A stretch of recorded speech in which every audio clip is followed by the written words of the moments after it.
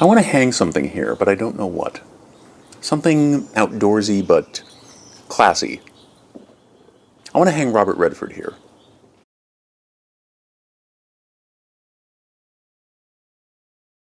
Last week, a deep freeze hit Texas and wrecked their power grid, and I know what that's like firsthand because I used to live in Northridge. Whenever the high winds blow in Los Angeles, it always knocks the power out in Northridge. Yes, it knocks out the electricity in other places, but Northridge is always one of the places. It's like when you go to an intention circle within one day of a full moon. In a situation like that, some people are going to get very emotional, obviously.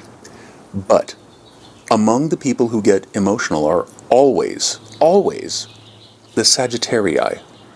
That's the best way I can explain it. And Texans had to spend many nights in the winter without power. And I know what that's like because I've lived in Northridge in the winter without power. And let me tell you, it's not pleasant. Winter nights in Northridge, it can dip down into the 40s.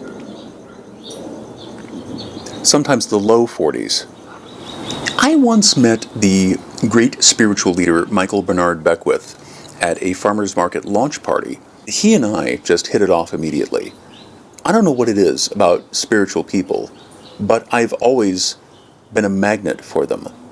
Everywhere I go. In fact, I don't even have to leave my home. Sometimes total strangers will show up at my door volunteering to read scripture. We were talking about spirituality and generosity, and suddenly he invites me to continue the conversation at his spiritual center, Agape.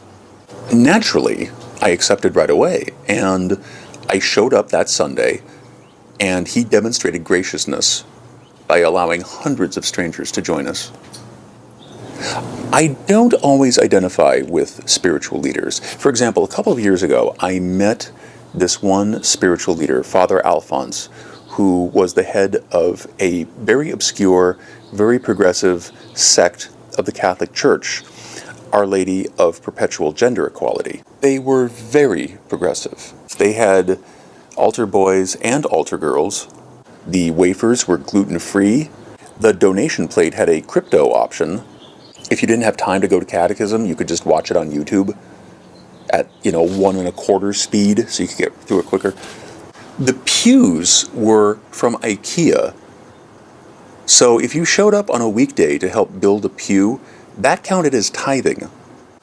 Anyway, Father Alphonse always liked to say that the universe is a cornucopia of generosity, and you always get what you were seeking. And I completely disagree because I attended his church for weeks and I did not meet one person in the entertainment industry. So my point is that just because somebody has the word Father in their name doesn't mean they're trustworthy. Father may know best, but he doesn't know anybody who works in development at HBO.